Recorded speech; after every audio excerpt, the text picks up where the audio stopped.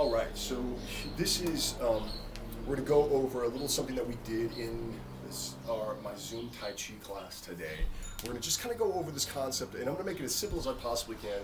It's referred to in many different ways, and has been referred to in many different ways throughout the generations and throughout the limited writing on Tai Chi. I say limited in the sense of like the limited classics.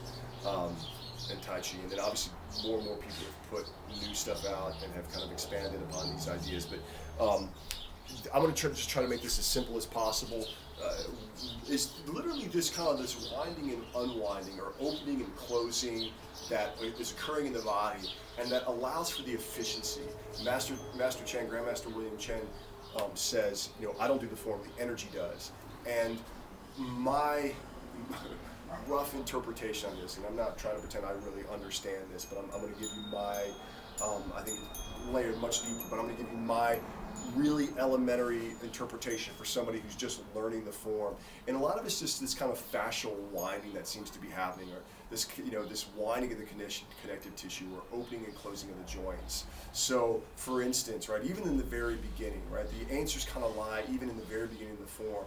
Right, in order to begin, we're winding into that right hip, and there's nowhere else for me to go than to unwind the hip. So as I wind into that right foot, if I pick up this left foot, if I unground this left foot, it's going to go out to the side.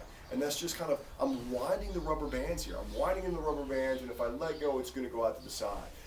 If I shift that way back and I'm winding into the rubber bands, it's going to do the same thing. It's going to turn in if I let go of that ball toe and just kind of anchor through the heel, right? So there's this, I'm going to wind in order to unwind, wind in order to unwind, right? Same thing with the upper body. I'm going to wind in order to unwind. I'm going to wind in order to unwind, right? And so as we move through, again, wind in order to unwind. I'm unwinding and winding through the hips and shoulders, right? I'm going to wind in order to unwind. Wind in order to unwind. Right? Wind in order to unwind. Wind, unwind. Wind, unwind. Wind, unwind. Wind, unwind. Wind, unwind. Wind, unwind.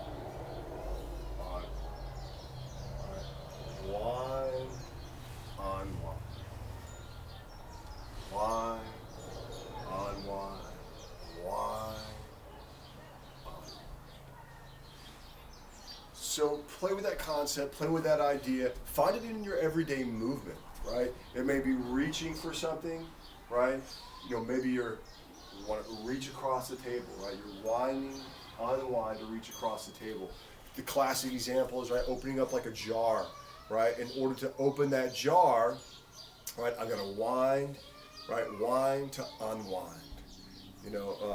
Putting your keys in a door, right? Unlocking a door, wind to unwind. See if you can notice the subtlety, and then try to bring it out a little bit. Especially if you're creating any unnecessary tension in your body, in movements. See if you find yourself gripping and forcing, and you're not like trying to do it on purpose, like lifting weights, right? See if you can find a level of efficiency. If you're feeling a lot of tension in the movement, see if you can maybe unwind a little bit to wind into action, right? Or wind a little bit to unwind into action. Hope this is helpful. We'll continue this process. Aloha.